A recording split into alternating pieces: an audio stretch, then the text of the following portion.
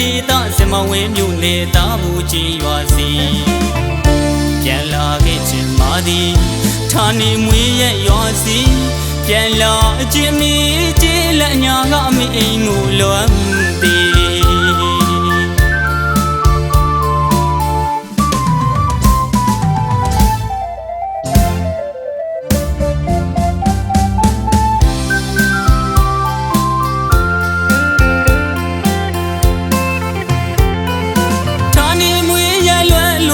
မကွေးတိုင်းဒေသစမဝင်းမြို့နေသားဘူးကြီးရွာစီပြန်လာခဲ့ခြင်းမာသည်ဌာနေမွေရဲ့ရွာစီပြန်လာခြင်းမီကျေးလက်ညာကမိအိမ်ကိုလွမ်းသည်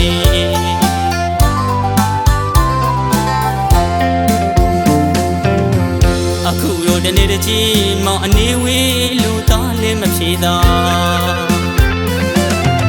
ရှောင်းဝေးလဲအမေလွမ်းလို့မျိုးရင်အလွမ်းမြဲ့ရဆိုကမငူပါနဲ့တော့တာအမေအောင်မြင်နဲ့တနေ့ကျေးလက်ညာကအမေစီပြန်နေမယ်နေ့စဉ်နေရောလုံးမဲပြိုဖျားဖွဲတော်စီကလို့နော်စိုးကလူကူတော်တီရီတစ်ခေါင်မိုးကောင်းစီရီတော်နေ့တိုင်းွယ်လူတရွာလုံးပြော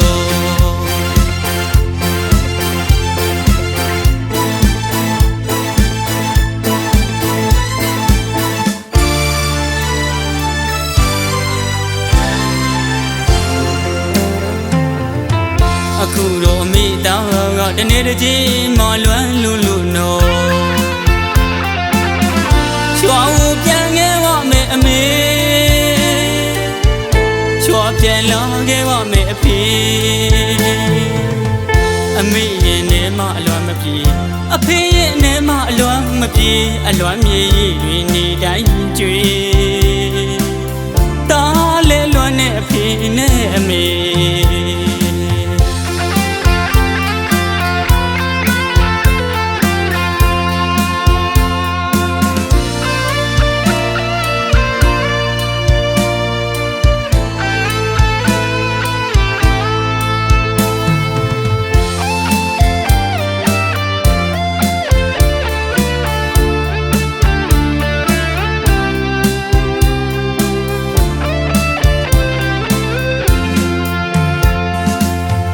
အခုတော့တနေ့တည်းမအနေဝေးလို့သားလည်းမဖြေသာ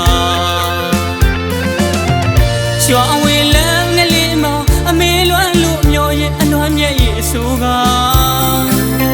မငူပါနဲ့တော့သားအမေအောင်မြင်နဲ့တနေ့ကျေးလက်ညာကအမေစီပြန်ခဲ့မယ်နေ့စဉ်နေရွာလုံးဝဲပြိုဖျားပွဲတော်စီကလို့နော်လူကူတော်တီရီတစ်ခေါင်မိုးကောင်းစီရီတော်စီကာနေစင်းနေတိုင်းွယ်လူတရွာလုံးပြော